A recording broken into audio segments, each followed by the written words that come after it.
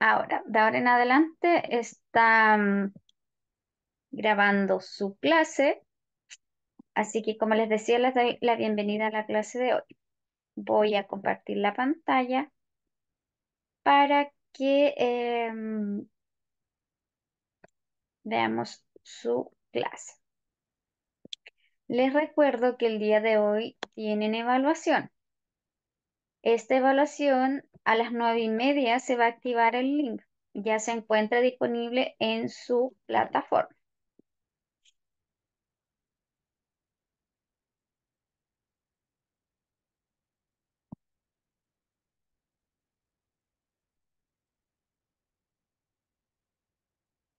La compañera estaba preguntando por el otro link, preguntaba ahí por mensajes, em, debido a que cierta hora le agregamos un día más de clases, que es el día miércoles, cada vez que la clase es extra, el día miércoles es un link distinto, ¿ya?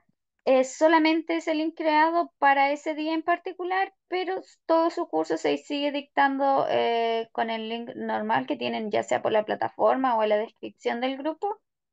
Todos los martes y los jueves, solo lo que es el miércoles es de forma extraordinaria, por así decirlo.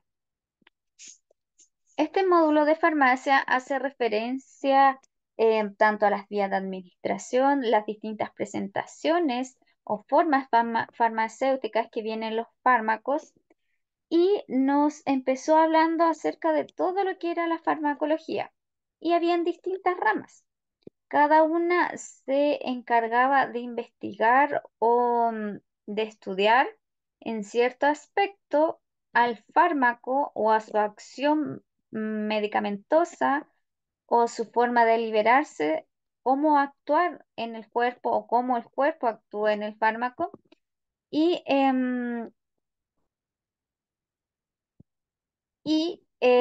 todo esto comprendía hasta dentro de la rama de la farmacología.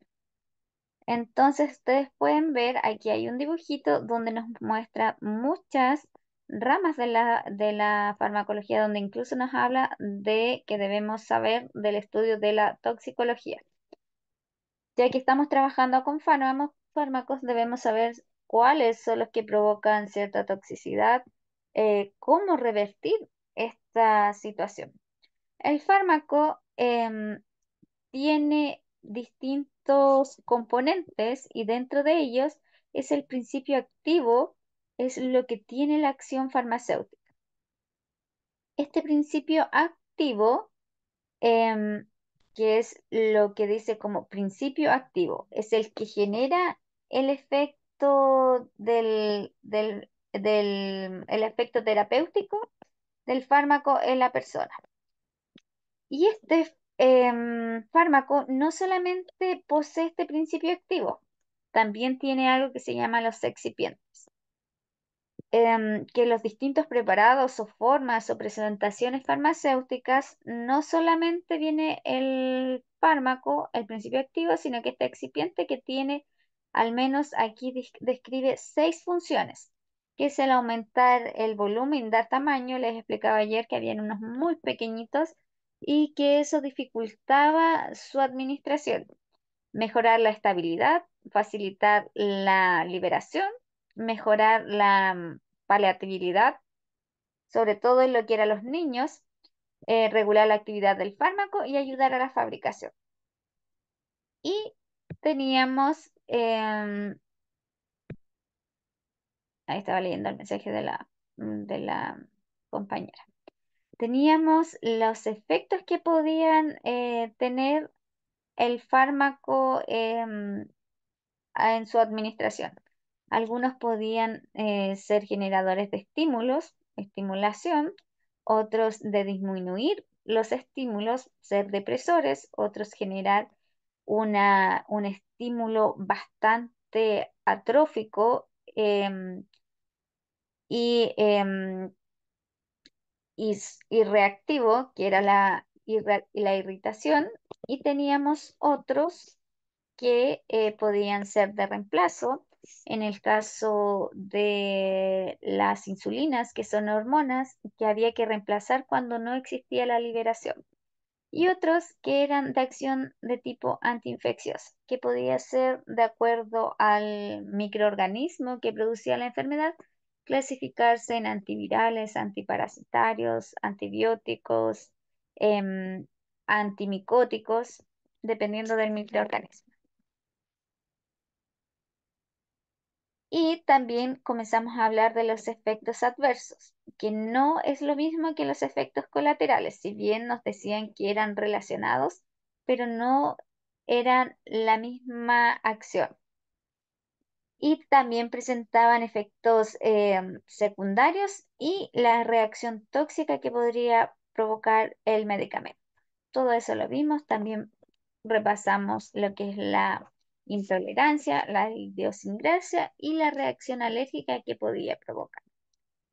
Y también revisamos las interacciones adversas farmacológicas, ¿ya? Que era muy importante saber cuándo administrar conjuntamente medicamentos para evitar la interacción medicamentosa entre ellos, ya que a veces se pueden potenciar o inhibir los efectos del fármaco. Y aquí comenzamos con lo que eran las vías de administración. Ayer alcanzamos a ver hasta las vías de administración enterales. Hoy vamos a avanzar y estoy haciendo este pequeño repasito porque a grandes rasgos la materia que ustedes tienen y de lo que se va a componer la prueba. Así que espero que les sirva como una ayudita a modo de estudio. Recuerden que la prueba hoy día a las 9:30 se encuentra activo el link hasta mañana, hasta las 10 de la noche. Y acá nos comenzaba a hablar de la farmacocinética y las vías de administración. La farmacocinética era el estudio que nos ayudaba a conocer cómo era el movimiento del cuerpo, del fármaco al lograr introducirse al organismo. Y este tenía la gracia que comenzaba con una liberación, una absorción, una distribución, un metabolismo y una excreción. Cuando hablábamos de las vías de administración, hablábamos de las ventajas y las desventajas. De la vía enteral, de la forma oral, al hacer un trayecto muy similar, que era bastante largo, de ingresar por boca, llegar a esófago, estómago, tener contacto con la mucosa gástrica, tenía menos biodisponibilidad, que la biodisponibilidad, acuérdense que era la cantidad del fármaco, del principio activo, que lograba llegar al torrente sanguíneo. Y en algunos casos nos decía que no todos los medicamentos logran llegar al 100%.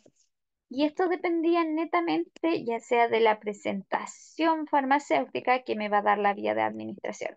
Es decir, depende por dónde yo administre el medicamento, llega más rápido y presenta más biodisponibilidad. La forma oral es aquella que presenta menos biodisponibilidad en los medicamentos, son menos estables a diferencia de las vías endovenosas.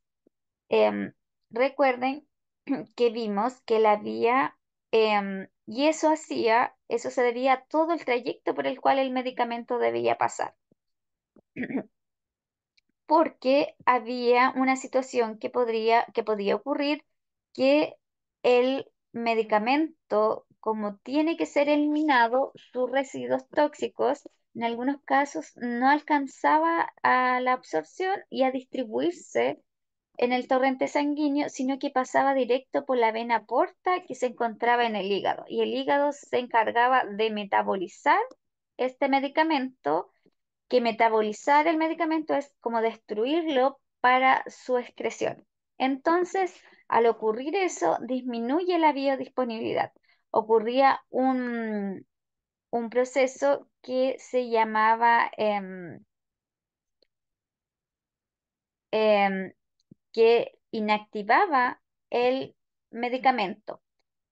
Y eso hacía, por ende, que no hubiera biodisponibilidad de este, se inactivaba. Y este se llamaba, ay, se me olvidó, el, el, ay, primario, lo tengo en lo enseñamos tanto ayer que se me olvidó. Ya, lo voy a recordar. Pero este proceso que se inactiva el fármaco se llama proceso primario, donde el fármaco se inactiva, quiere decir que en el fondo, ¿cierto? No logró a su destino y se inactivó. Por ende, la biodisponibilidad es prácticamente cero. ¿Ya? Esto, a diferencia de la vía endovenosa, no ocurre, porque decía que estos pasos de liberación, absorción, distribución y metabolismo y excreción no ocurría en todos los fármacos de forma igual. Em,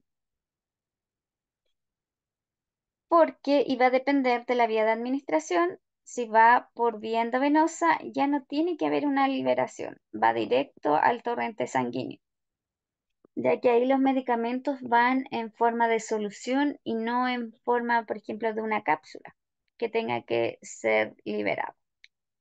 ¿Ya? Entonces, eso pasaba cuando pasaba el fármaco a la vena porta. em, donde debe transformarse y metabolizarse, esto hace que se inactive el medicamento, ¿ya? Ahí nos queda claro por qué es importante las distintas vías de administración.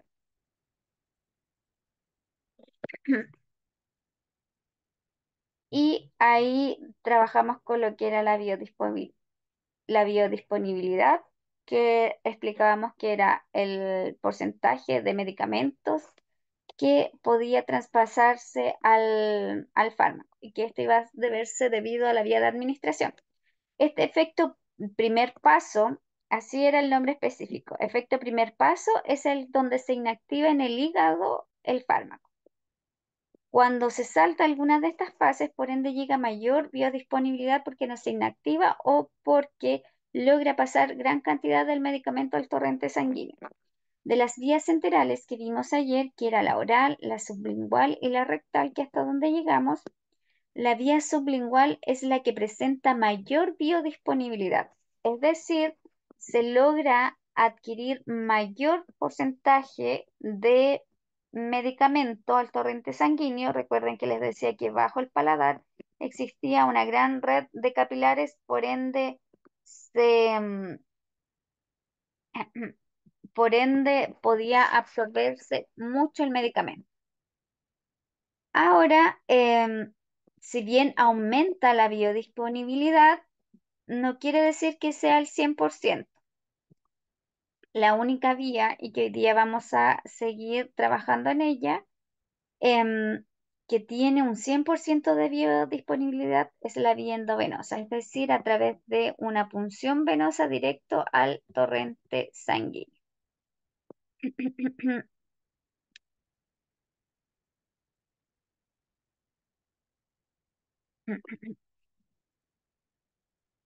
Es por eso que nos decía, les recalco bastante ese efecto del primer paso, porque nos decía que tanto la vía oral como rectal, al llegar al estómago, al sistema entérico, em, provocaban esta inactivación del fármaco.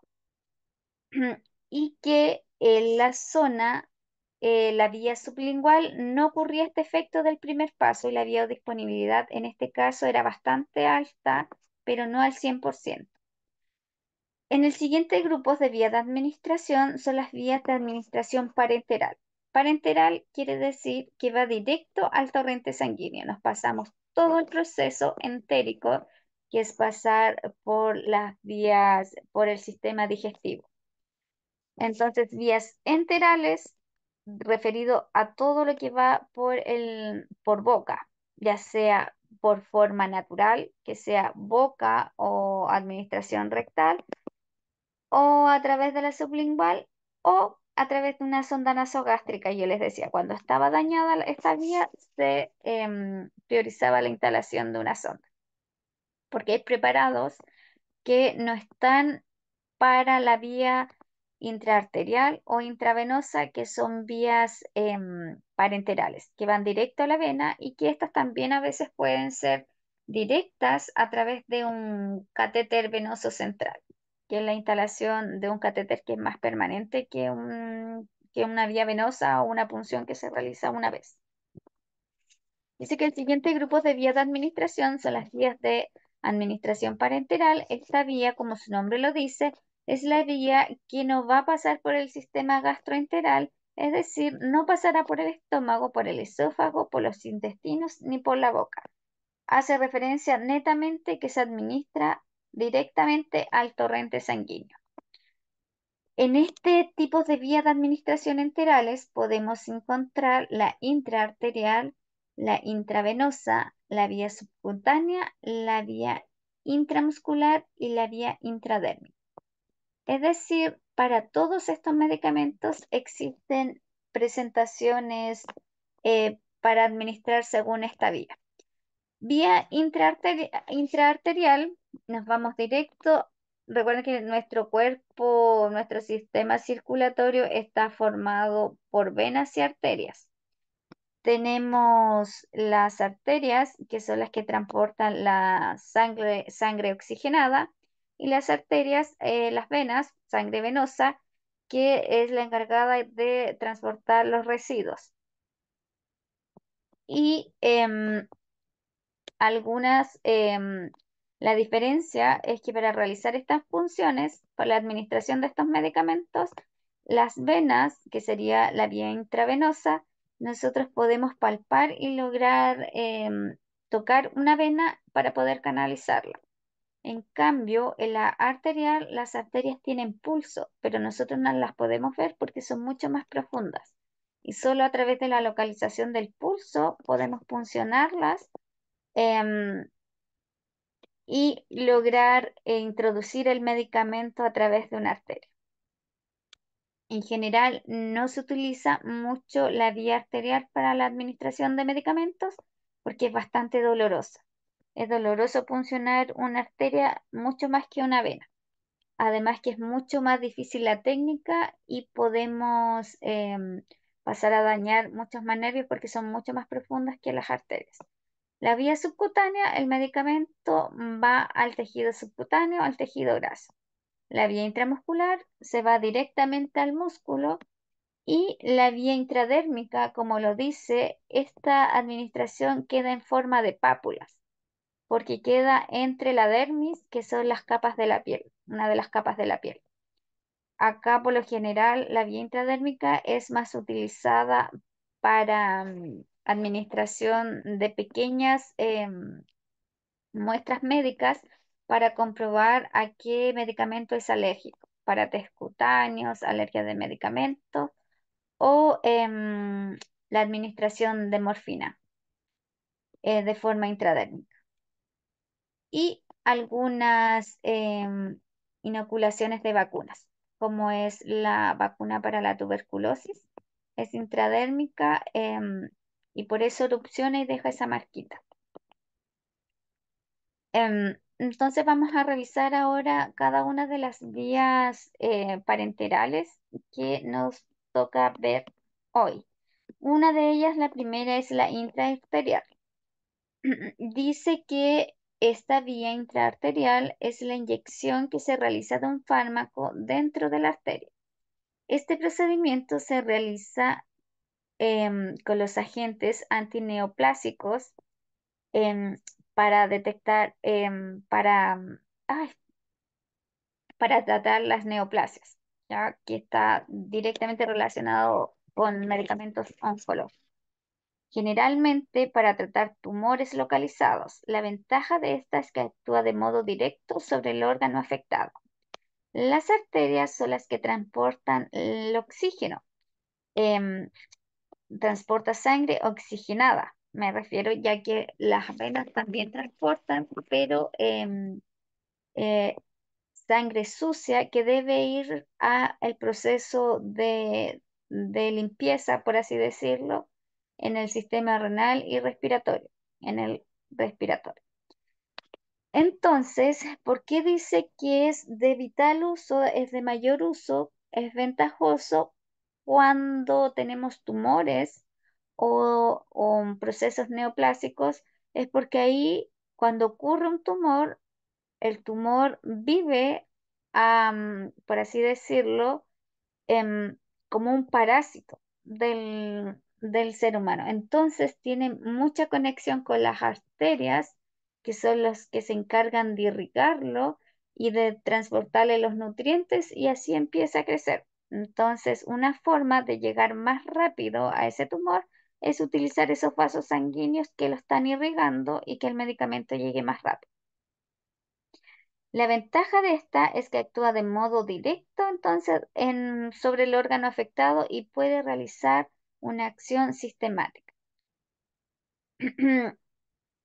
La desventaja es que el fármaco podría sufrir algún tipo de escape a la circulación general y eso puede llegar a provocar efectos tóxicos en el organismo. Cuando realizamos ya sea punciones arteriales o venosas, si no está bien canalizado la vía, lo que ocurre es una extravasación. Es decir, el fármaco que yo estoy introduciendo no se va al torrente sanguíneo para esa absorción, sino que se salió de la vena y queda circulando en el tejido subyacente, adyacente, que se encuentra rodeando al acceso venoso y eso puede provocar que el lugar de punción aumente de volumen, se encuentre frío em, y sea doloroso. Acá además logra que el medicamento ejerza un efecto tóxico, por ende la persona que administra a través de esta vía debe ser bastante capacitada en hacerlo. Como les decía, no es lo mismo una punción venosa que una arterial. En general, a veces se dejan de forma transitoria algunas especies de catéter para no tener que estar realizando tantos tipos de punciones. Y esa es una de las mayores complicaciones de enfermedades, ya sea oncológicas o renales, que al ser pacientes multipuncionados se van perdiendo los accesos y tenemos que recurrir a crear nuevos accesos vasculares, ya sea a través de catéter o en el caso de los pacientes que se dializan, hacer anastomosis de venas y arterias para crear un buen sitio de punción. Em, En general, para la administración de esta vía intraarterial se ocupan arterias periféricas. Aquí está ocupando, tratando de localizar la imagen, la arteria radial y cubital que pasan por esta zona. Em, y como les decía, a diferencia de una venosa que tiene aquí y que nosotros podemos visualizar un poquito las venas acá, el dibujo, ojalá uno lo pudiera ver así, porque simbolizan siempre los dibujitos las arterias con sangre roja y las venas con azul o morado. Es por eso que la arteria tiene sangre oxigenada y es las que tiene pulso. Entonces aquí está tratando de localizar el pulso para poder realizar una punción. Y la vía venosa nos dice que esta consiste la administración de un medicamento en solución de forma directa a la circulación sanguínea, al torrente sanguíneo, por la luz o el lumen de la vena. Acá nos vamos a vasos sanguíneos gruesos que tenemos las venas. Las venas es una forma de llegar también al torrente sanguíneo, pero también es un poquito tortuosa para el paciente, resulta ser esa su desventaja. Em, pero la mayor ventaja es que es la única vía que presenta el 100% de biodisponibilidad del fármaco, es decir, el fármaco se administra en el paciente en su 100% de fracción. Es decir, toda la cantidad que el médico indica, este llega. Es por eso que la acción es más rápida y es bastante más efectiva que, como les decía el otro día, usted se toma un ketorolaco en comprimidos, no es la misma acción que cuando se lo pone intramuscular. Y si se lo pone endovenoso, mucho mejor aún.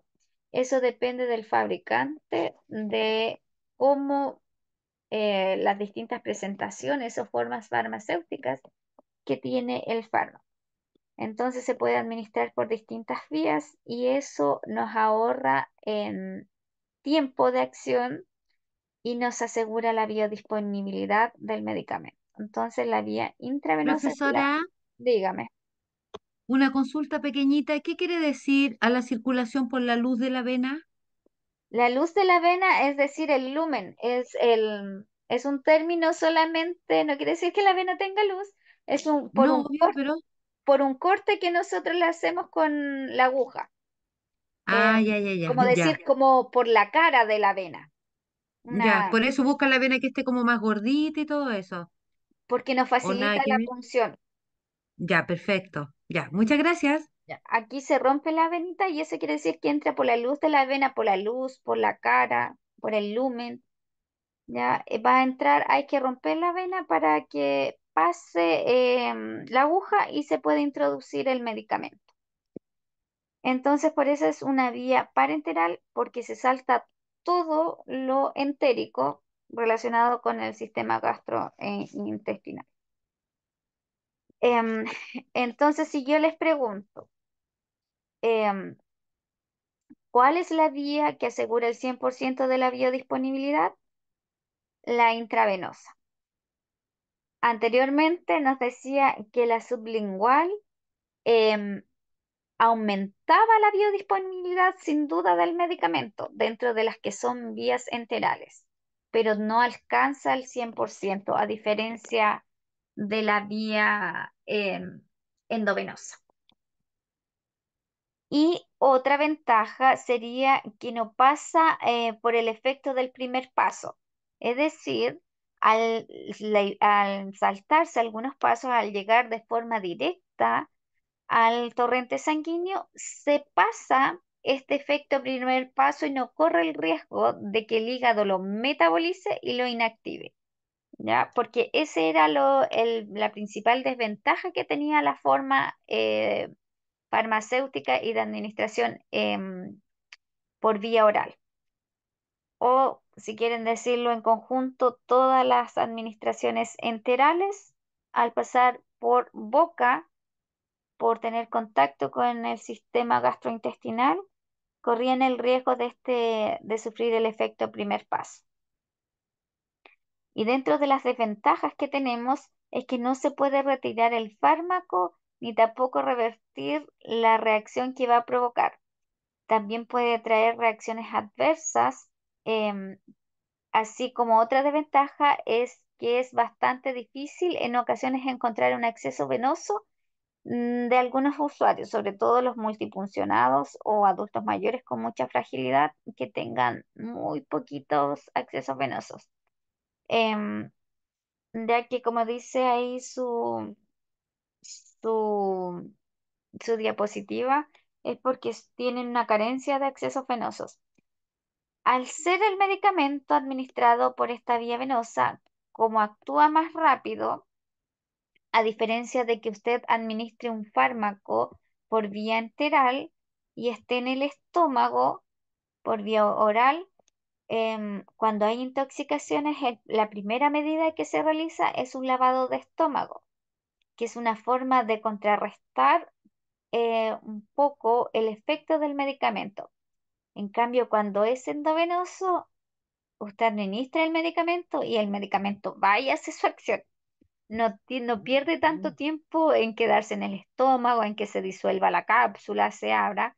Entonces, cuando nosotros tenemos errores en la medicación y es oral, por eso es tan importante aplicar los correctos y en caso de que me equivoque, inmediatamente dar aviso y aplicamos medidas que se pueda revertir. En el caso de la vía endovenosa, no se puede hacer un tipo de reversión inmediata. ¿Qué se tiene que hacer? Evaluar el paciente, hacer control, estar atento, quedar en vigilancia, etcétera. Ahora, si dimos, por ejemplo, un medicamento que sabemos que era para alterar la frecuencia cardíaca, la única forma de tratar de poder revertir un poquito el efecto es dar otro que haga el efecto contrario, pero ya sería administrarle otro medicamento al paciente y que le podamos provocar más injuria aún. Así que por eso hay que tener mucho criterio, mucho ojo en la administración de medicamentos, porque si no hay em, no hay algo para revertirlo, va a ser el efecto y si nos equivocamos en ya sea de paciente o en la dosis, vamos a lograr que el fármaco en lugar de ayudarlo le provoca una reacción tóxica y puede provocarle daño al paciente, incluso generar un paro cardíaco o cardiorrespiratorio. Otra vía de administración es la subcutánea. Esta administración subcutánea es de preferencia, al igual que la vía oral, para medicamentos que son crónicos y que sean autoadministrables a los pacientes, es decir, que ellos en su casa puedan seguir un esquema de tratamiento.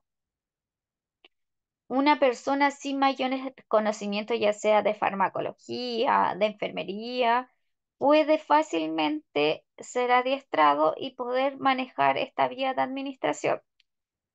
Lo principal que se administra el paciente solo en su casa es la insulina y es a través de esta vía de administración, porque acá logramos tener una vía eficiente de administración de medicamentos y ocupamos medicamentos que son de reemplazo.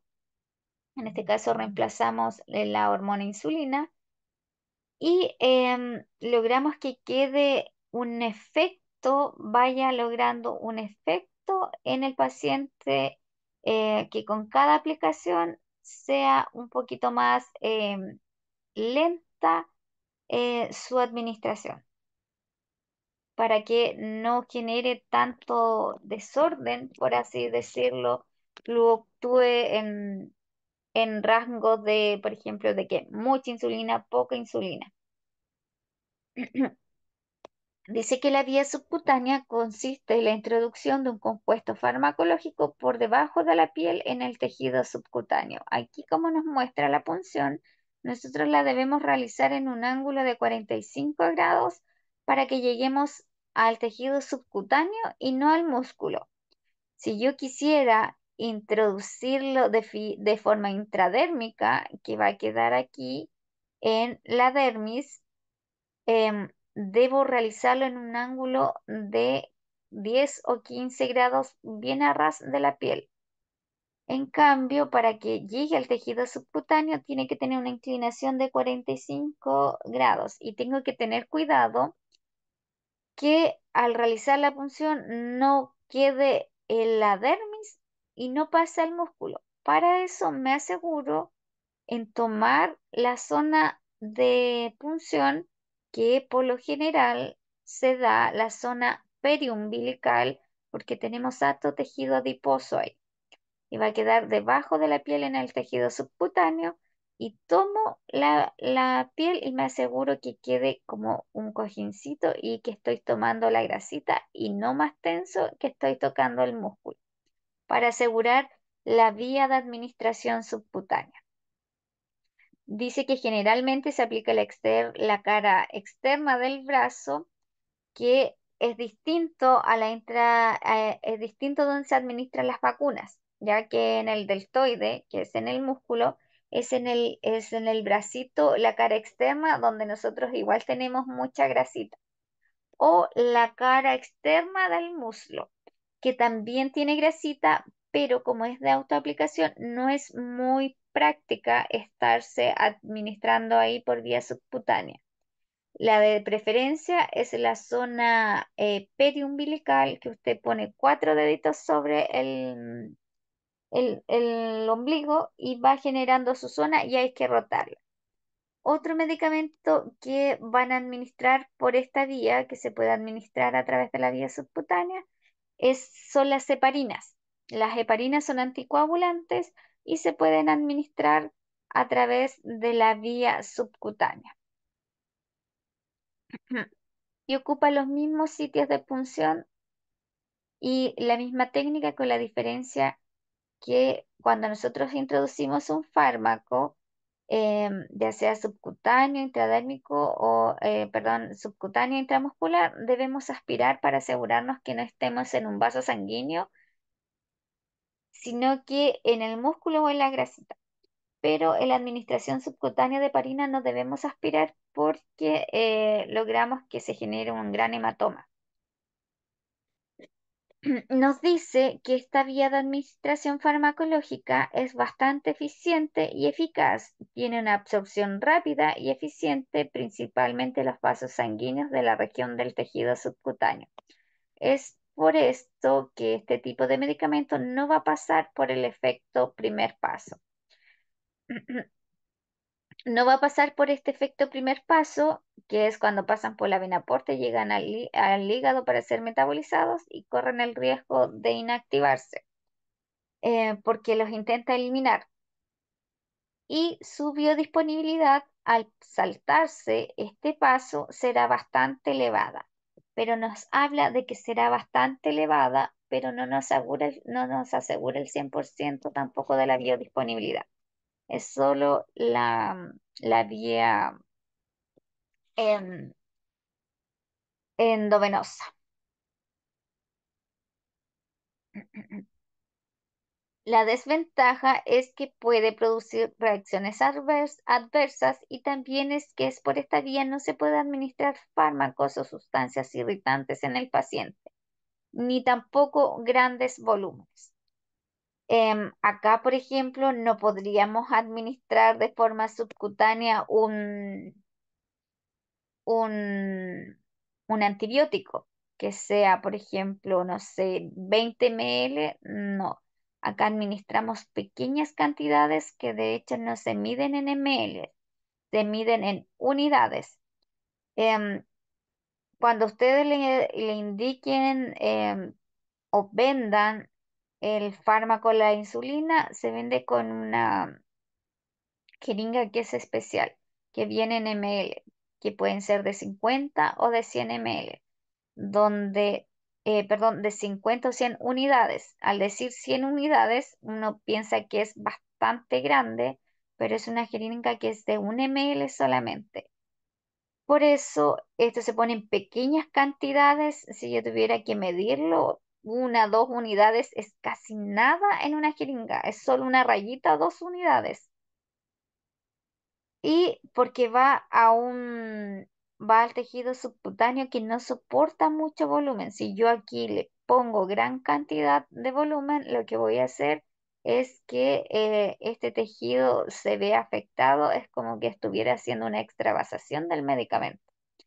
Que lo que ocurre cuando le decía que no queremos poner, por ejemplo, un suero, le instaran para ponerlo por vía venosa y se sale de la vía y se empieza a acumular en el tejido que está circulando a través, que está alrededor de la vena. Acá solo pequeñas cantidades.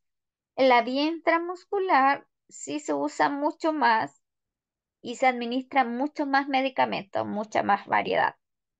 Em, Porque el glúteo mayor externo, que es donde generalmente se funciona, alcanza hasta 5 ml de medicamento, a diferencia del deltoide en el brazo, que máximo como 2 a 3, al igual que el vasto lateral. Pero el glúteo mayor nos alcanza hasta 5. Cuando tengo que pasar un medicamento que es mucho más irritativo y tiene que pasar en un volumen mucho más grande, la vía por elección de administración es la vía intravenosa, endovenosa, EV también lo abrevian. Son todos sinónimos, ¿ya? ¿Qué quiere decir? Que va a ir directamente a la vena, pero no podemos poner grandes volúmenes de medicamentos a través de la vía intradérmica, intramuscular o subcutánea. Así que esa es una de las principales desventajas. Si bien igual nos aseguran una gran biodisponibilidad del fármaco, una acción rápida y prolongada, em, que se pasan por el efecto primer paso, estas tres vías solo nos alcanzan pequeñas cantidades. Lo bueno es que la vía subcutánea no es tan dolorosa la aplicación y las agujas que se ocupan son muy pequeñitas, a diferencia de la intramuscular y de algunos medicamentos, por ejemplo, cuando se administra penicilina, que es bastante doloroso. La vía intramuscular es la vía de administración más profunda de estas vías, ya porque tiene que llegar al músculo. Acá nosotros tenemos un dibujito que nos muestra ahí las distintas capas de la piel, el tejido subcutáneo, y acá recién viene el músculo. Por eso su ángulo de administración es en 90 grados y con una aguja, una 21 largo, para yo poder atravesar todas las capas de la piel. Em, Lógicamente, si esta vía de administración la voy a utilizar en un paciente adulto mayor enflaquecido, donde nosotros incluso al tocar para buscar la referencia anatómica, palpamos hueso, podemos usar una 21 corto para no llegar a incluso a pasarle a rozar ahí el hueso al tratar de introducirla tan profundo. Esos criterios dependen de lo que uno evalúa en el paciente. Esta vía es la más profunda y consiste entonces en la administración de un compuesto farmacológico, es decir, de un medicamento, de un fármaco, al tejido em, muscular que nos muestra aquí que está altamente vascularizado. Y ahí es donde se va a hacer la distribución del medicamento a través, ¿cierto?, de toda esa red de vascularización de vasos sanguíneos que existan en ellos. Esta vía se aplica en los glúteos y en el deltoide. En el glúteo mayor externo, porque si decimos solamente los glúteos, no todos los sitios de punciones son aptos. El mayor riesgo y de ventaja que si no se sabe bien la técnica al administrar por vía intramuscular, puede pasar a llevar el nervio ciático y provocar una especie, ¿cierto?, de que el paciente quede con alguna cojera, algún dolor en, en su pierna donde se ocupó esta vía de administración.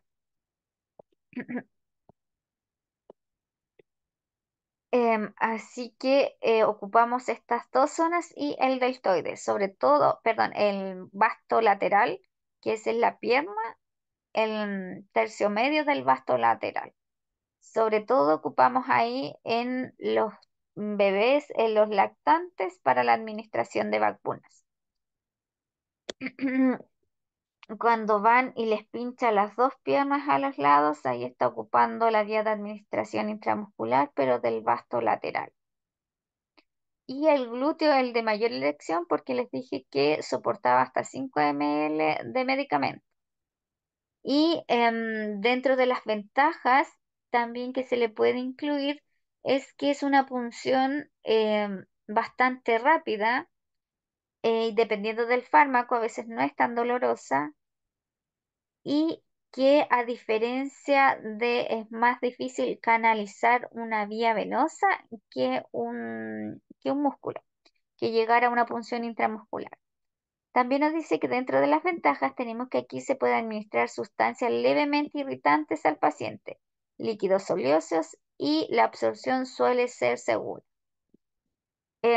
¿Cómo qué sustancias levemente irritantes? Como la penicilina con benzatina. Cuando los pacientes refieren, no, que duele mucho cuando se le indica la penicilina, no duele la punción. Duele porque el líquido es muy denso, muy espeso, y eso tiene que pasar a través del músculo para llegar a la red vascularizada para poder ser absorbido. Entonces lo que duele es cuando pasa el líquido. Al igual que las inyecciones que son más oleosas, como algunas vitaminas, las neurobiontas, la vitamina K, las vitaminas B12, todas esas se administran vía em, intramuscular. Y como les digo, cuando ya tiene que ser mucho más volumen o es mucho más... ¿Qué me va a dar tanto el volumen de un medicamento. Los medicamentos en sí no vienen más de 5 ml, que es cuando los reconstituimos. Cambiamos la presentación farmacéutica que viene liofilizada, que es en polvo. Les agregamos un solvente para lograr administrarlo, es decir, lo volvemos líquido ese polvo. Son 5 ml, pero son muy irritantes, como por ejemplo los antibióticos. La ceftriaxona es muy irritante y no siempre se puede administrar de vía intramuscular, sino que para que no irrite, la diluimos. Y ahí nos queda en un volumen, por ejemplo, de unos 250 cc, porque son solo 5 de medicamentos más el resto de suero fisiológico.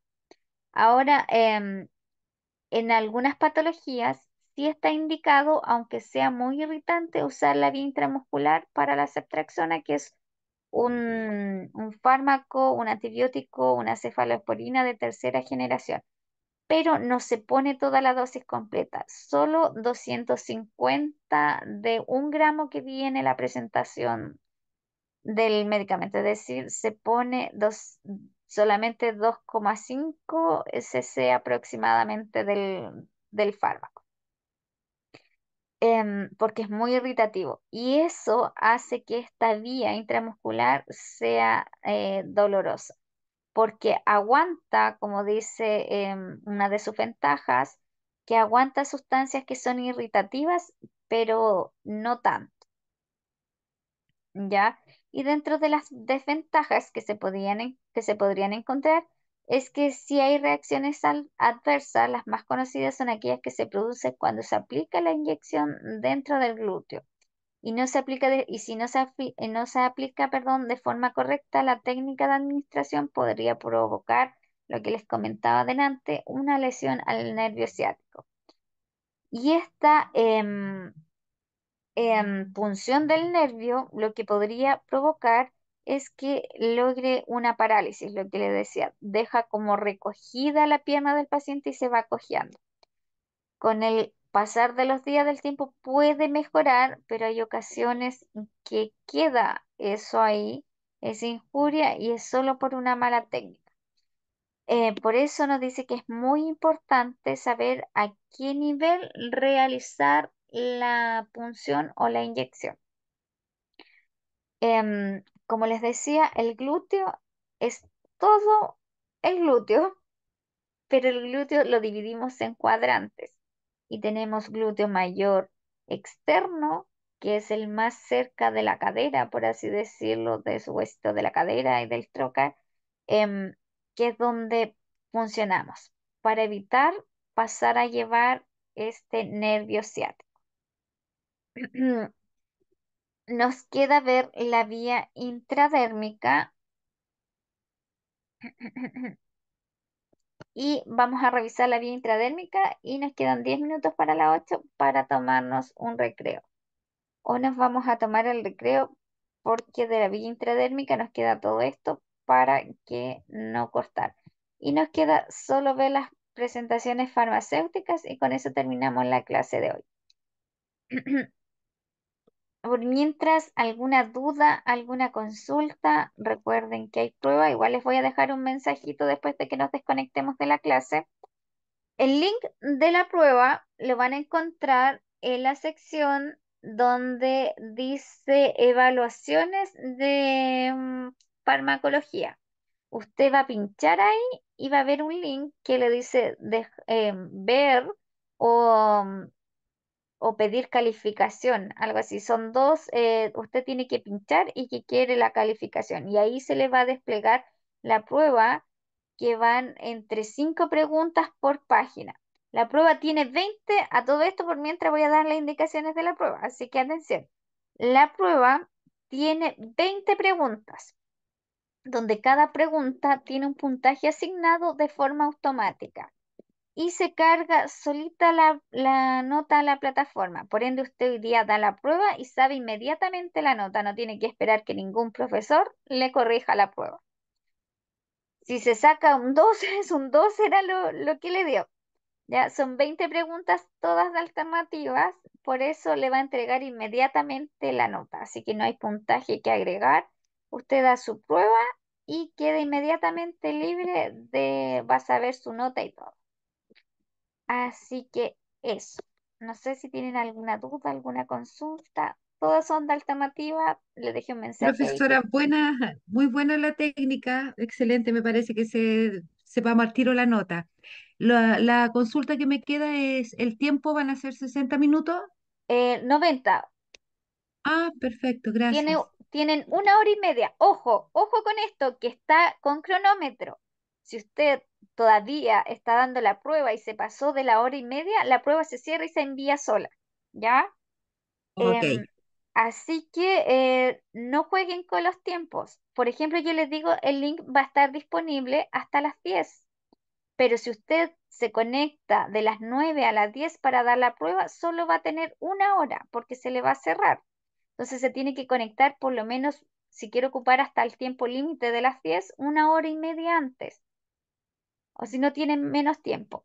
La abre una vez y solo hay una oportunidad por respuesta, por contestar la prueba.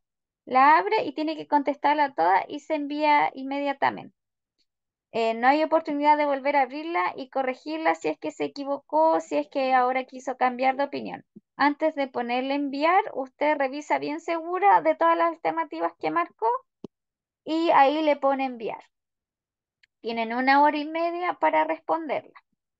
Y la nota, usted la pone enviar y le va a entregar la nota. ¿Ya? Porque aquí en este el caso es un cuestionario que es la nueva modalidad con la que vamos a empezar a trabajar las pruebas que es otro sistema en la plataforma, ¿ya? Porque antes era como muy tedioso, muy antiguo, esperar que todos los compañeros dieran la nota, empezar a revisarlo. Solo eso va a pasar cuando a veces le incluyamos alguna prueba de una pregunta de desarrollo. Pero yo ya vi la prueba y a mi parecer está bien. Ya está dentro de los contenidos que vimos y de lo que yo más he hecho énfasis, igual cada vez que comenzamos la clase les empiezo a hacer un pequeño resumen. Así que mucho éxito para la prueba y luego la próxima semana ya tenemos clases el día martes, miércoles y el jueves también tenemos prueba. Y después nos quedaría solo el martes y ahí también vamos a tener prueba y se acaba al menos este modo. ¿Ya? Así que eso para que si tienen otra duda después del recreo me la pueden hacer. Así que nos vamos a ir a un pequeño recreo y continuamos con el resto de la materia. Luego pasamos lista y se aprovechan de ir a tomar un tecito después para que ahí ya cuando se active la prueba, la que quiere la da hoy, la da mañana, la da en la madrugada cuando se sienta más tranquila, pero que no se le pase la hora. Ya. Así que eso.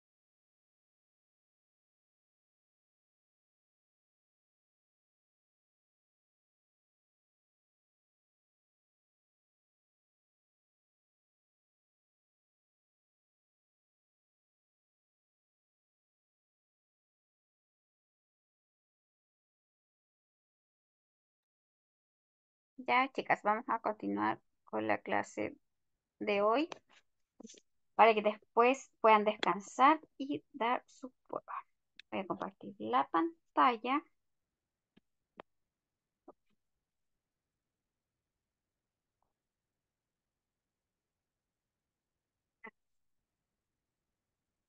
Estábamos viendo hoy las vías de administración parenteral, que eran todas aquellas que se administraban directamente em, y pasan al torrente sanguíneo. Entre ellas teníamos la, la vía intraarterial y la vía intravenosa.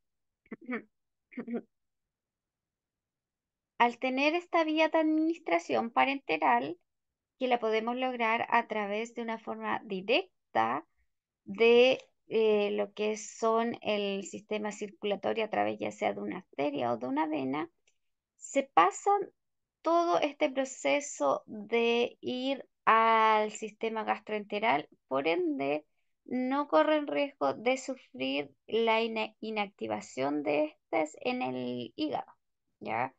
Y asegura su biodisponibilidad, ya que no lograrían tener el efecto del primer paso, que es el que ocurre en el hígado, que las inactiva. De estas, la que asegura el 100% de la biodisponibilidad es la intravenosa. Además, tenemos otras vías que es la vía subcutánea, la vía intramuscular y la intradérmica, que se realizan también a través de punciones y se pasan el sistema gastrointestinal, por ende también son consideradas em,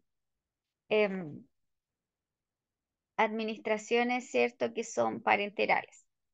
Si bien no van directamente a la vena, están administradas en tejido que está altamente vascularizado y se evita todo lo que es la administración enteral. Vimos la intraarterial, la intravenosa, subcutánea, intramuscular y quedamos en la intradérmica.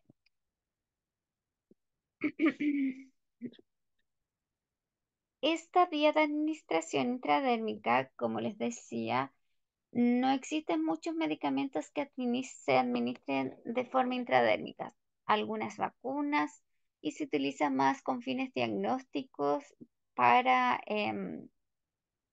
corroborar, ¿cierto?, algún tipo de alergia que el paciente presente una reacción adversa. Y la gracia que tiene que al ser intradérmica se administra en forma de pápula.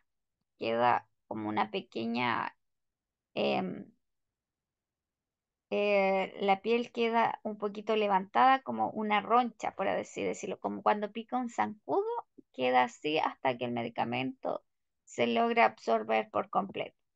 Dice que la vía intradérmica consiste en la inyección de soluciones de pequeñas cantidades a nivel de la dermis. Esta vía se logra aplicando la inyección a través de una punción que se debe realizar muy al ras, es decir, muy en la superficie de la piel para que nos quede de forma intradérmica. Las ventajas son que al inyectar en la región la acción es bastante rápida y justamente en donde se debe ser la acción. Dentro de las desventajas se considera la técnica a realizar que es bastante difícil para que el profesional que la va a realizar, ¿cierto? Tiene que ser altamente capacitado. Em, Porque debe quedar en la dermis.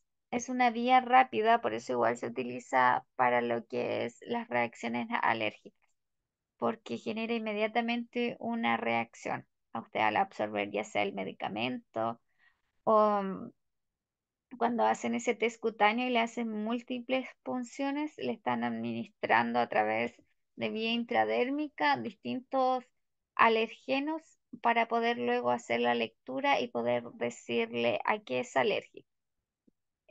Sí es dificultoso que quede bien la punción y en esta técnica hay que tener cuidado de romper, de traspasar con la aguja la piel. La idea es que quede vía intradérmica el medicamento y no en las otras capas de la piel.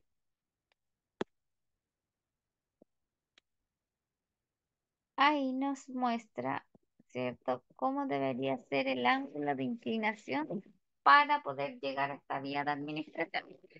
Lógicamente, todas estas vías parenterales de administración, el fármaco va en su forma farmacéutica de forma de solución, es decir, líquido. No podemos introducir, aunque suene repetitivo, nada aquí que no sea en esa presentación farmacéutica.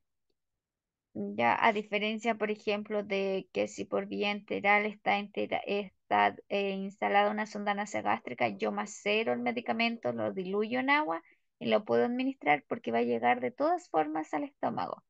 Pero aquí yo no puedo pasar un paracetamol si es que no está su otra forma farmacéutica disponible, que sería en una solución inyectable. Dice que en breve resumen, la vía de administración parenteral es aquel ya que es más importante y que debemos tomar más en cuenta. Primeramente, debemos tomar en cuenta que la biodisponibilidad en la que el vía de administración parenteral es la más elevada en comparación a la vía enteral. Y sobre todo, recordar que la que asegura el 100% de la biodisponibilidad es em, la vía intravenosa endovenosa, es decir, a través de las venas. Em, y por otro lado, también tenemos que tomar en cuenta el efecto del primer paso. En este caso, la vía parenteral se evita este efecto primer paso en el hígado o primer paso hepático. Recuerden que todo lo que sea hepático está relacionado con el hígado, de ahí viene la palabra. ¿Ya? Entonces aumenta la biodisponibilidad del fármaco, haciéndolo en la vía venosa o en 100% su biodisponibilidad, es decir, la fracción de medicamento que llegó al torrente sanguíneo. Em, este primer paso hepático lo que hace, ¿cierto?, es que cuando se consume de forma enteral, inactive los medicamentos. Dice que en el grupo último de vías de administración, que son otras vías de administración, podemos encontrar la vía tópica. Acá tenemos otras vías de administración también, que algunas son de más fácil uso, como por ejemplo la vía tópica, que es a través de ungüentos o cremas o emulsiones. Que es simplemente aplicar de forma local donde está la lesión, por ejemplo, que quiere tratar a través de, por ejemplo, de la piel y la vía inhalatoria. En casa igual utilizamos esta vía, sobre todo ahora que ya estamos entrando en otoño. Los pacientes que utilizan inhaladores, utilizamos bastante esta vía de administración. Tenemos otra vía que es la intraperitoneal, la vía intrapleural, que acá la intraperitoneal va al peritoneo, que es lo que cubre las vísceras, la intrapleural, los pulmones, ya es una membrana que recubre los pulmones, la intracardíaca, que es una punción que se realiza directo al corazón, al pericardio, al músculo cardíaco, em, la vía intralinfática y la vía intraósea. Acá nos vamos a la linfa y ahí a los huesos. También existe la administración intraósea, que tampoco son muy usadas. Estos son procedimientos mucho más avanzados, una intraperitoneal, intrapleural, intracardíaca, intraósea, son vías que utilizan más el personal médico y que son raramente indicados estos medicamentos a través de estas vías. Por ejemplo, la intraósea o intracardíaca son más utilizadas La intraósea cuando tenemos una infección del hueso y queremos tratar de salvar perdón, de realizar una amputación. Se intenta hacer aseos quirúrgicos y a través de una instalación de una sonda en el huesito podemos ocupar esta vía e introducir o de hacer inyecciones también intraóseas a través de las articulaciones, parecido cuando hacen las infiltraciones. Dice que cada una de estas vías tiene una característica en común y se utiliza un aspecto específico en un contexto muy específico. Por eso son de difícil manejo y no cualquier profesional las puede realizar. Ya son para enfermedades específicas, casos muy puntuales, donde se pueden utilizar esas vías de administración. Las más fáciles, lógicamente, fueron las que les dije, las tópicas y las inhalatorias.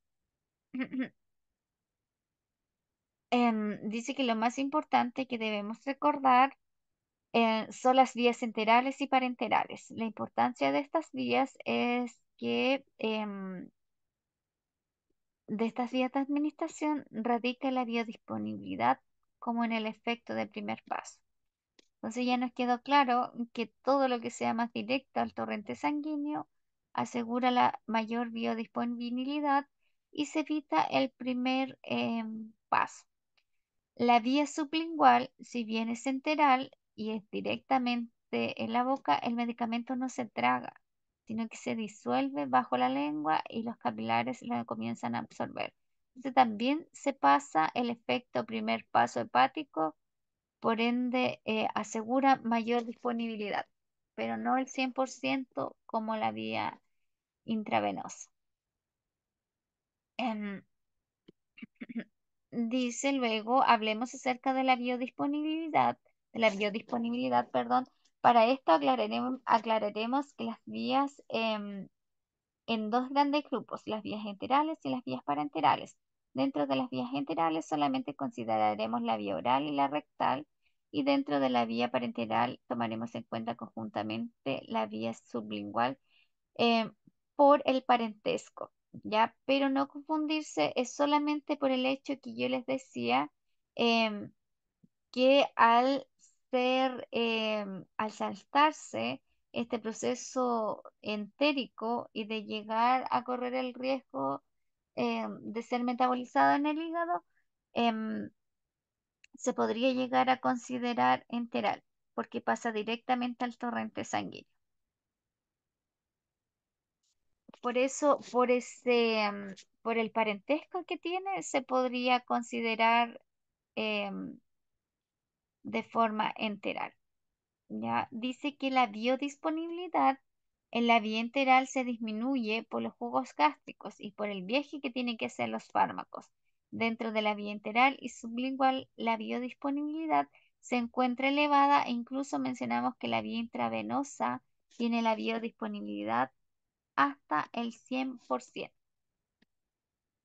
Entonces ahí no se confundan porque la vía sublingual es una vía enteral, ya que es por boca, pero como se salta todo este paso de pasar por los intestinos en el fondo, como tiene parentesco y alcanza mayor absorción, mayor biodisponibilidad del fármaco, es que funciona muy parecido a lo que sería una vía parenteral porque va directamente al torrente sanguíneo. Por eso les decía que los medicamentos que se dan de vía sublingual son muy pocos y uno de ellos era el captopril.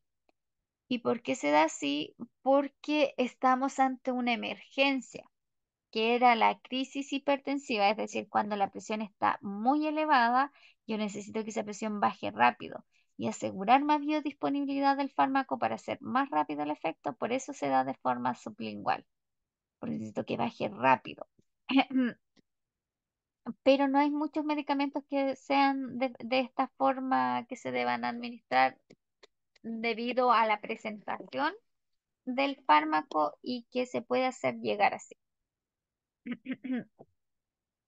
Luego nos habla acerca del efecto primer paso y Para esto, igual agrupamos las vías en dos formas, la vía enteral justamente con la vía oral y rectal y la vía parenteral, em,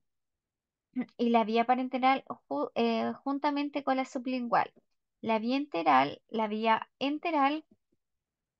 es en la que ocurre o está presente el efecto del primer paso porque la absorción ocurre principalmente a nivel del duodeno o del estómago. Entonces, acá en estas vías enterales es donde se produce el efecto primer paso. Por otra parte, en la vía parenteral, conjuntamente con la vía sublingual, el efecto de primer paso se encuentra ausente. En otras palabras simples, no ocurre porque llega directamente la distribución farmacológica a través de la red de capilares, a través del sistema circulatorio. Por eso es que la vía sublingual, si bien es por boca y es enteral, la podemos también agrupar dentro de las vías parenterales, porque se saltan el efecto primer paso hepático. Es decir, se saltan el proceso que corren el riesgo de inactivación, es decir, de ser metabolizadas por el hígado. Ya, así que nos queda, hasta aquí nos queda la última clase, la última diapositiva y terminamos la clase de hoy para pasarla bien. Es por eso que siempre el otro día les comentaba que era muy importante conocer las vías de administración para yo poder recomendar un medicamento y esas vías de administración están estrechamente ligadas o relacionadas con lo que es la forma farmacéutica del fármaco. A ustedes, ¿cierto? Como auxiliares de farmacia, puede llegar un cliente y preguntarle, necesito comprar, qué sé yo, a ver, un fármaco, un clotrimazol. Un clotrimazol es antifúngico, es para los hongos. Ahí ustedes aplican todo esto. Me parece que les dije que estaban la clasificación antiinfecciosa, me voy ahí, asocio antiinfeccioso, me dijo que era un hongo, antifúngico, son para los hongos. Y el clotrimazol es eso, el clotrimazol viene en óvulos, viene en cremas y también viene un derivado en comprimidos. Y usted le dice, ¿y dónde tiene el hongo? Y él le va a decir, en los pies, por ejemplo. Ahí la vía de administración es tópica. Entonces la presentación farmacéutica que usted le tiene que vender, en lo lógico, ¿cuál sería? La que sea en crema o pomadas, ¿ya? Para que sea aplicable sobre la piel. Ahora, si el hongo está en la uña, para que pueda salir ese hongo, tiene que tomar el antimicótico por vía oral, es decir, en comprimidos. Ahora, es más, si ese hongo se encuentra en los genitales femeninos, la correcta vía de presentación para esa administración debería ser que sea en óvulos. Entonces, por eso es importante y está ligado para que usted asocie. ¿Cómo se va a administrar el paciente el medicamento? Es como yo le voy a vender el fármaco en esa presentación. Al igual les decía el otro día que faltaron algunas vías de administración que también están clasificadas en otras vías, como por ejemplo la oftálmica a través de los ojos. Nosotros de la conjuntiva sí administramos medicamentos y su forma de presentación sería en gotitas, ¿ya? O de forma ótica también administramos medicamentos que también es en gotas. Y en los ojos también utilizamos de forma tópica, pero en los párpados solamente también puede ser algún tipo de antibiótico. Es por eso que nos dice que las vías de administración y las formas farmacéuticas están estrechamente relacionadas, ya que determinan cómo se introduce el medicamento en el organismo y cómo se presenta físicamente. Así que ojo, preguntar bien porque ustedes cuando estén ahí en la bodega, ¿cierto? De la farmacia se va a encontrar. Pero el clotrimazol, ¿en cuál, para qué es? ¿En pastilla, no? Perdón, en óvulo, cápsula, en crema, ¿en qué se lo vendo? Entonces ahí aseguramos la correcta vía de administración con la presentación del fármaco. Las formas farmacéuticas son las presentaciones físicas en las que se encuentra el medicamento y que determinan la manera en que éste se va a ser administrado. Es la forma de la que va a entrar al organismo para poder hacer su efecto terapéutico. Estas formas pueden variar de comprimidos y cápsulas hasta líquidos, cremas tópicas e incluso dispositivos inhaladores. A continuación les voy a detallar un poquito para que conozcan em, las diversas presentaciones con las que ustedes se van a encontrar.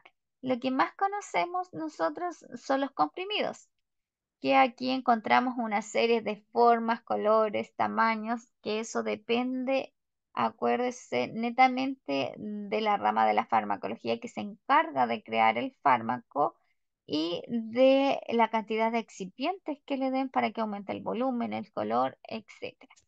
Son comprimidos sólidos que contienen el principio activo y el excipiente. Se ingieren por vía oral y se disuelven en el estómago o en el intestino para liberar el fármaco para hacer su acción terapéutica. La mayoría, algunos son de venta con receta libre, otra con receta retenida, dependiendo de los efectos secundarios y de los efectos adversos o colaterales que estos produzcan. Cuando son muchos es con receta retenida y hay algunos que incluso tienen indicaciones por el fabricante de cómo administrarse, ya sea con las comidas o alejado de las comidas, etcétera.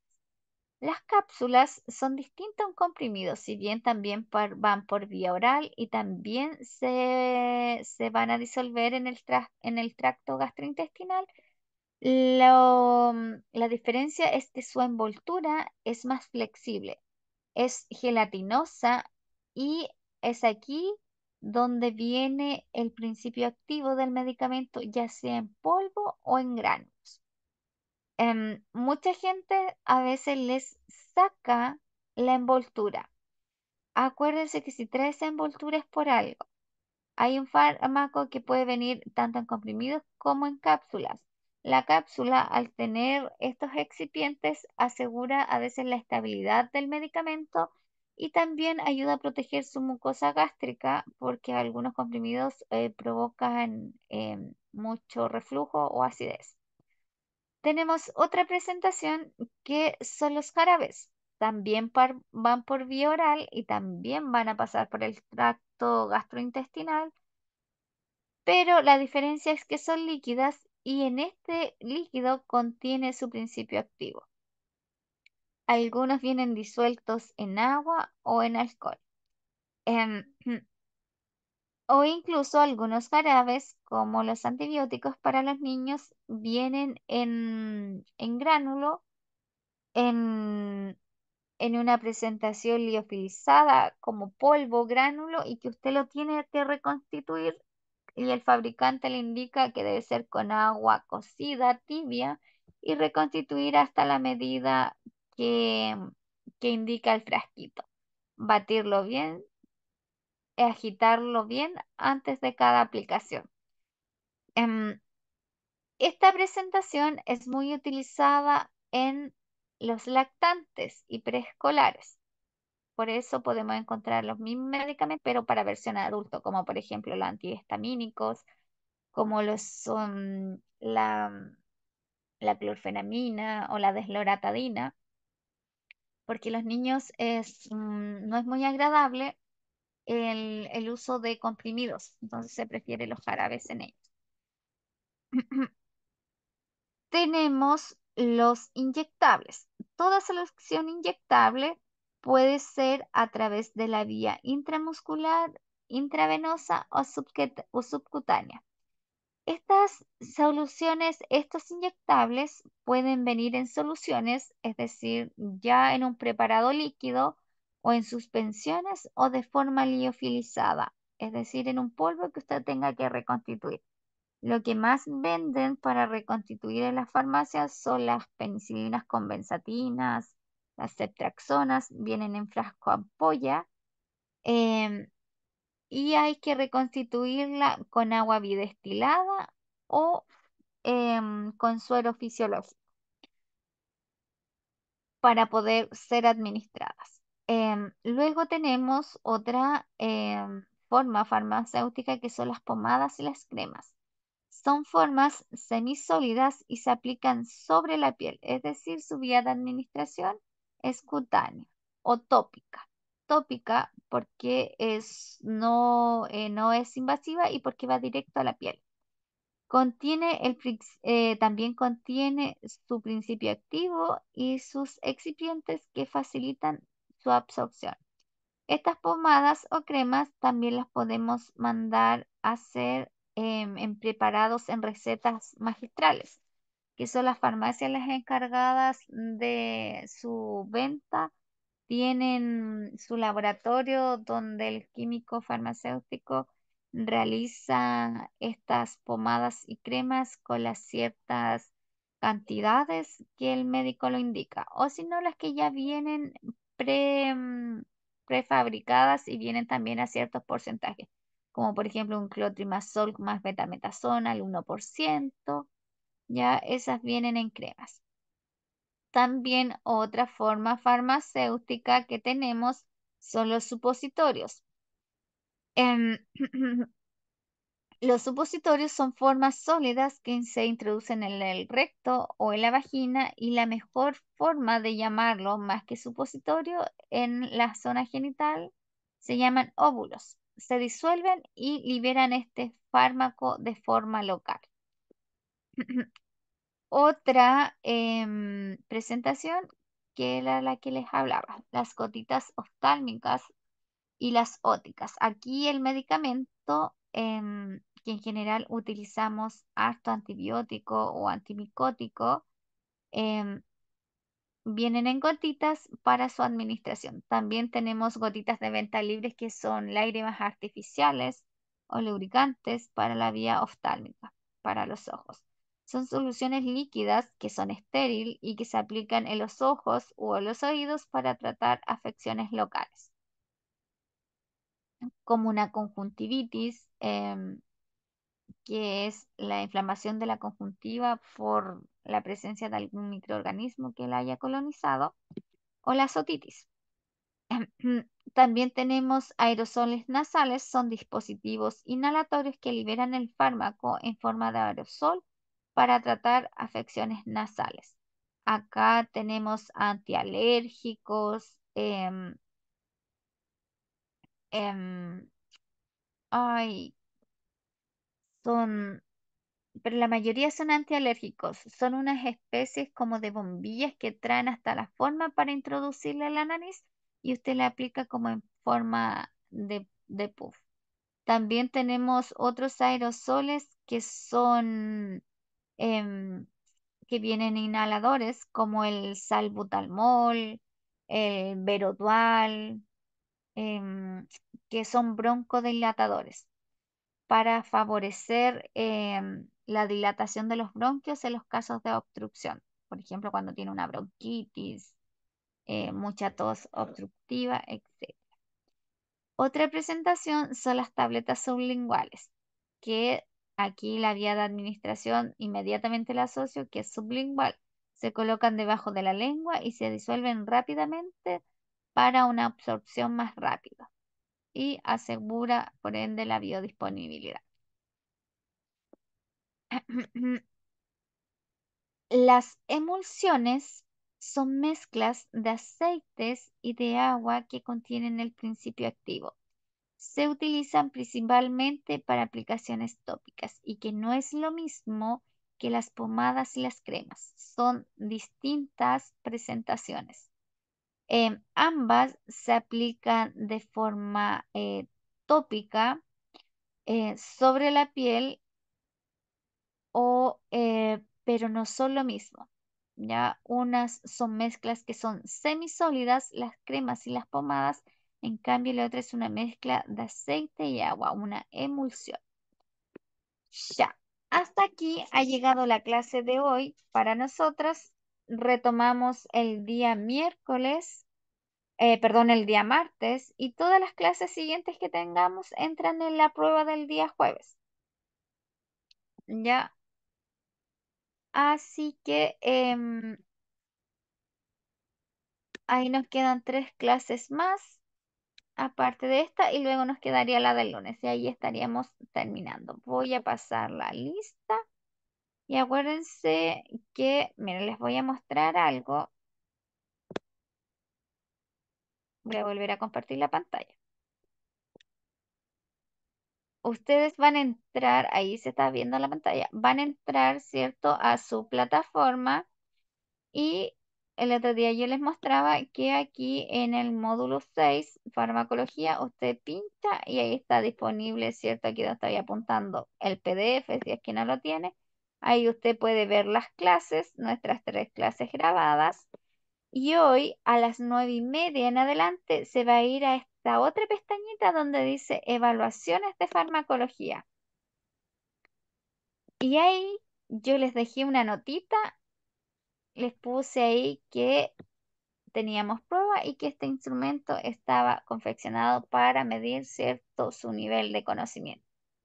Ahora, si usted se mete ahora, no le deja hacer nada porque está inactivo. Como dice ahí, jueves 21 de marzo 2024, 9:30, le faltó el PM, que la plataforma no sé por qué no lo pone, se va a activar hasta el cierre viernes 22 de marzo, 10 PM. Es decir, tienen 24 horas y un poquito más, que hay media horita más para poder rendir su prueba. La prueba está cronometrada y se cierra al cumplirse la hora 1:30, que es lo que tienen para rendir la prueba. Entonces usted va y va a pinchar aquí donde dice recibir una calificación. Comenzar intento. Es un intento solamente. Y ahí va a poder usted dar su prueba. ¿Ya? Así que ahí usted decide en qué hora del día comienza a dar su prueba. ¿Ya?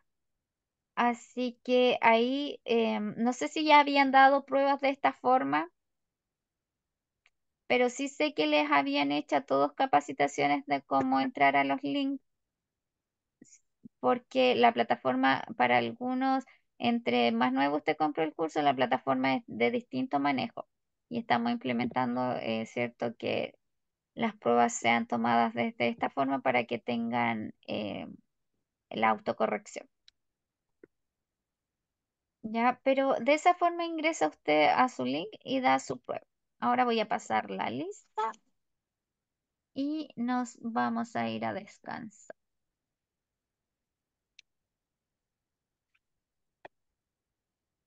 Que cargue ahí la lista.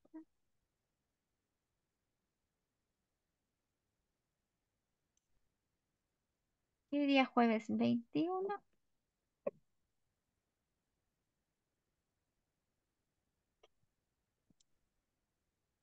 la Geraldine Aliagada Maldonado. Presente. Buenas noches. Buenas Em, noches. Romina Aravena. Presente. Buenas noches. Buenas noches. Carla Riagada. Karina Cáceres. Presente. Buenas noches. Karina Buenas Calderón. noches, Jesús. María Candia Vallejos. Víctor Carrillanca. Creo que Víctor había dejado en el chat.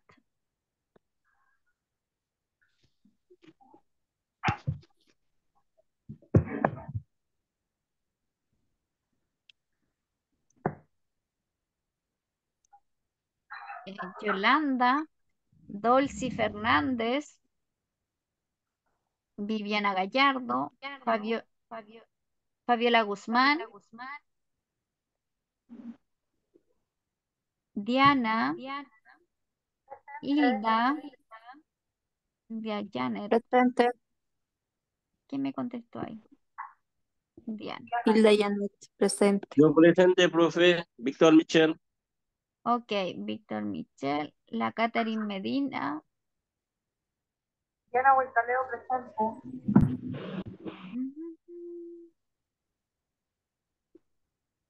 Sí, la Diana estaba ahí. Hilda Miranda, Caroline Pardo, Natalie. Presente, Karen Pardo, presente. Súper, buenas noches. Natalie Parra, Presente. Paola,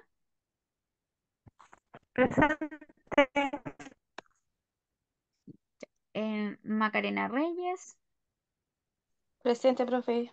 buenas noches. Ángela Buenas noches. Salcedo, Presente, buenas noches. buenas noches. Karina Sarmiento, Presente. buenas noches. Y Marioli Velasco. Ahí están todas. Así que buenas noches. Éxito en su prueba, chicos, y nos vemos el día martes por el mismo link de la plataforma o del grupo a las 7 de la tarde.